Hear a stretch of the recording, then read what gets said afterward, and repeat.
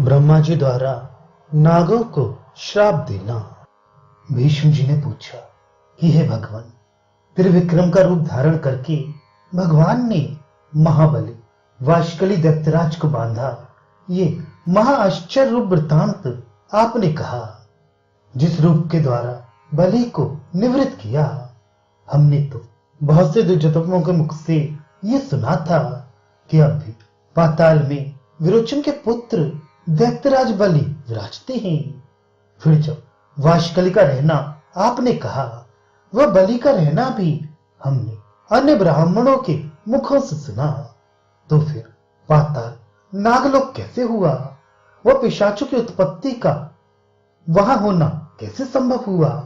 वहां किसने ऐसा किया जो पिशाच आदि नहीं रहते? वह पुष्कर तीर्थ को अंतरिक्ष में कौन ले गया? ये सब हमसे कहो कि जिससे वाशकली दैत्यराज भी बांधा गया। भूमि का परिक्रमण तो पूर्व काल में देवदेव विष्णु भगवान ने किया ही था। फिर दूसरी बार भूमि का परिक्रमण करने का क्या कारण हुआ?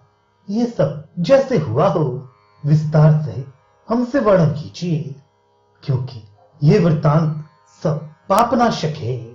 वह ऐश्वर्य चाहने वाले पुरुष के श्रवण करने की योग्य है।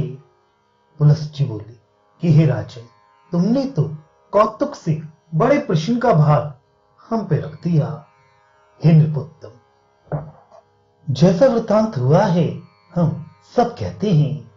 विष्णु भगवान के पाद के संग से वाशकली का बंधन हुआ, सो तो हमने वर्णन ही किया, आपने श्रवण किया। परंतु वाशकली के बंधन की वार्ता अन्य मनवंतर की है।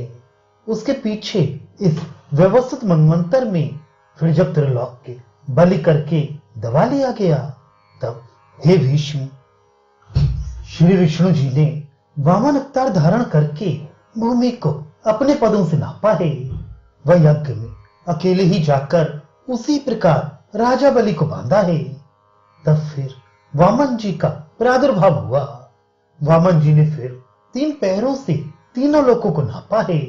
वह बलि से छीनकर इंद्र को त्रिलोकी का राज्य दे दिया। ये उत्पत्ति आपसे कह चुके हैं। अब नागों के तीर्थ का वर्णन करते हैं।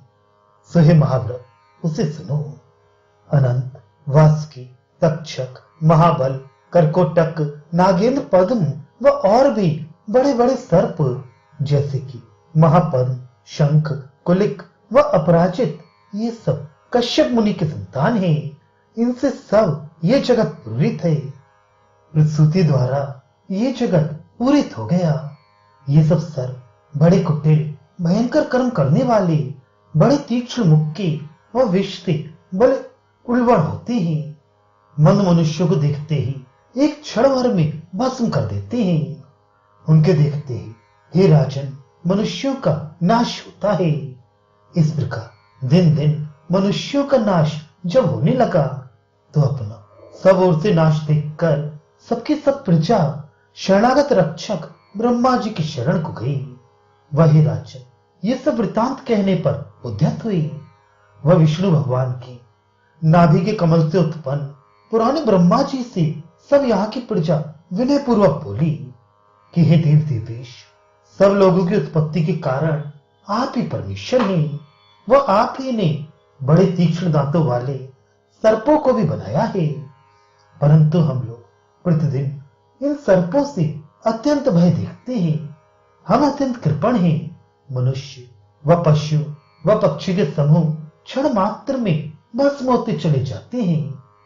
हे देव, तुमने तो ये सृष्टि रची है, पर सब इसको उच्छिन्न किए लिए जाते हैं। यह जानकर हे पितामह, जो चित्त में आए वह कीजिए। ये सुनकर ब्रह्मा जी बोले कि हम आप लोगों की रक्षा करेंगे, इसमें संशय नहीं है। तुम लोग निर्भय अपने अपने स्थान में जाकर सुख से बचो। प्रकट मूर्ति होकर जब ब्रह्मा जी ने ऐसा कहा, तो उनके प्रणाम व स्तुति करके सब प्रजा प्रसन्न होकर अपने अपने स्थानों को चली आई। जब सब प्रजा चली आई, तब ब्रह्मा जी ने वासुकी आदि सब बड़े बड़े सर्पों को बुलाया। वह परम क्रोध से सबों को श्राप दिया। ब्रह्मा जी बोले कि हे दुष्ट सर्पों, तुम लोग नित्य मनुष्यों व पशुओं को खाते चले जाते हो। इससे अन्य समय में हमारे अति दारुण कोप से तुम लोगों का नाश व्यवस्थित मनवंतर में होगा, क्योंकि उसमें दूसरा सोमवंशी राजा जन्मेजय होगा। वह प्रज्वलित अग्नि में सर्प यज्ञ करके तुम लोगों को भस्म कर डालेगा। वह तुम लोगों की मौसी विंता के कहने से गरुण तुम लोगों को खाया करेंगे। इस प्रकार दुष्ट चित्त वाले तुम सबों का नाश हो जाएगा। तुम नागों के 100 कुल हैं, पर जब तक एक कुल रह जाएगा तब तक ऐसा होता रहेगा। ब्रह्मा जी के ऐसा कहने पर सब सर्प लोग कांपते हुए उनके चरणों पर गिरकर फिर यह वचन बोले कि हे भगवान, आप ही ने हम लोगों की जाति कुटिल बनाई है। वह विष की उल्वक्ता, क्रूरता व काटने का स्वभाव भी आप ही ने बनाया है। सुहेते पृथक हम लोगों को ऐसा बनाकर अब इस समय कैसे श्राप देते हैं? क्या ये नहीं जानते थे कि अपने स्वभाव के अनुसार काम करेंगे? ब्रह्मा जी बोले कि जो हमने तुम लोगों को कुटिल स्वभाव वाले ही बनाया सही, तो क्या तुम लोग निर्भय होकर नित्य सबको भक्षण किया करोगे? नागलोक बोले कि हे देव, मनुष्यों के लिए वह हम लोगों के लिए मर्यादा कर दीजिए, वह स्थान भी अलग अलग कर दीजिए, वह प्रतिज्ञा भी करा लीजिए। वह देव, जो ये श्राप आपने दिया कि मनुष्य जन्मेजय तुम लोगों को सर्प यज्ञ में भस्म करेगा, उससे बचने का भी कोई उपाय कर दीजिए। ब्रह्मा जी बोले, एक जरत्कारु नाम वेदवादियों में श्रेष्ठ ब्राह्मण होगा। तुम लोग अपनी जरत्कारु नाम कन्या उसी नाम के उस ब्राह्मण को देना, उसमें एक पुत्र उत्पन्न होगा।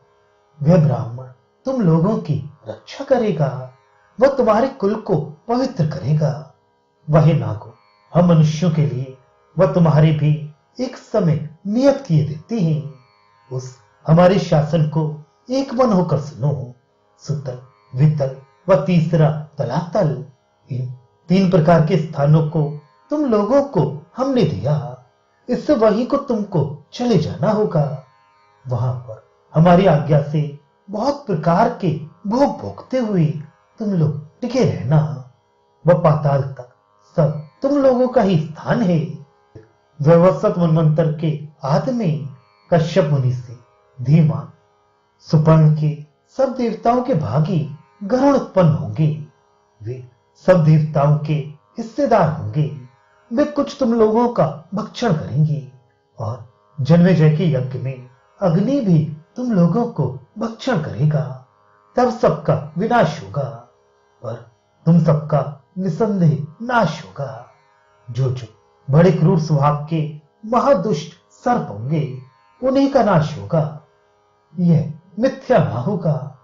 वह जिसका काल आ गया हो, वह प्राणी और जो तुम्हारा अपकार करे तो उसे तुम खा लेना। परंतु तुम लोगों के काटने के दोष से मनुष्य लोग गरुण मंत्रों से व औषधों से व तंत्रों के यत्नों से बंधन करने वाले जो मनुष्य हो, इससे उनसे डरते भागते रहना। बस अपमान को चित्त में न लाना। बस अन्य किसी उपाय से तुम लोगों का विनाश ना होगा। ब्रह्मा जी के ऐसा कहने पर सब सर्प लोग रसातल को चले गए। वह नाना प्रकार के भोगों को भोगते हुए वहां बसते हैं। इस प्रकार ब्रह्मा जी से श्राप व प्रसाद को पाकर हर्षित मन होकर सबके सब पाताल स्थानों में रहने लगे। फिर कुछ काल के पीछे उन लोगों ने चिंता की कि भरत के वंश में पांडवे राजा जन्मेजय महायशस्वी होगा। वह किसी दैव योग से हम लोगों का क्षयकारी होगा। त्रिभुवनों के नाथ ब्रह्मा जी ने सबके पितामह कैसे हम लोगों को श्राप दिया। वे तो सृष्टि के कर्ता व जगत के कर्ता व जगत के बंधे हैं। इस विषय में विरंची देव को छोड़ और कोई गत भी नहीं है। वह वे देवदेव ब्रह्मा जी विराज स्थान में सदा रहते हैं, परंतु वे देव आजकल पुष्कर तीर्थ में टिके हुए यज्ञ कर रहे हैं। इससे सब लोग वहां चलकर उनको प्रसन्न करें। जब वे संतुष्ट होंगे तो वरदान देंगे। ऐसा सोचकर नाग लोग पुष्कर में जाकर यज्ञ पर्वत पहुंचकर उसी शैल की दीवार में जा बैठे। उन नागों को थके हुए देखकर वहां से जल की बड़ी भारी धारा शीतल निकली। वह उत्तर को मुख करके धारा निकली। वह सबको सुखानी हुई। उसी से वहां नाग तीर्थ उत्पन्न हुआ। वह पृथ्वी पर विख्यात हुआ। वह कोई कोई उसी को नागकुंड कहते हैं, वह कोई नाग सरित भी कहते हैं।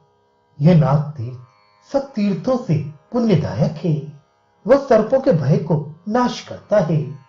इस नागकुंड में जो मनुष्य श्रावण शुक्ला पंचमी को स्नान करते हैं, उनके कुल में सर्प कभी पीड़ा नहीं करते।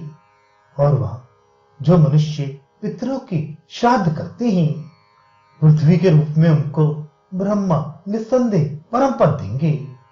नागों को भय जान के ब्रह्मा जो लोक पितामह हैं, पंचमी सब पाप हरने वाली शुभ तिथि धन्य है। इसी तिथि में नागों के कार्य का उद्धार हुआ। इस तिथि में सब क्योंकि खट्टा कड़वा त्याग करें। नागों से ब्रह्मा जी ने कहा कि इस तिथि में जो कोई तुम लोगों को दूध चढ़ाए, उसको तो कभी ना काटना, चाहे कुछ दोष भी करे, औरों को चाहे जैसा करना। वह जो कोई इस श्रावण शुक्ल नाग पंचमी को थोड़े गर्म दूध से नागों को स्नान कराएंगे, उनसे नागों की मित्रता हो जाएगी।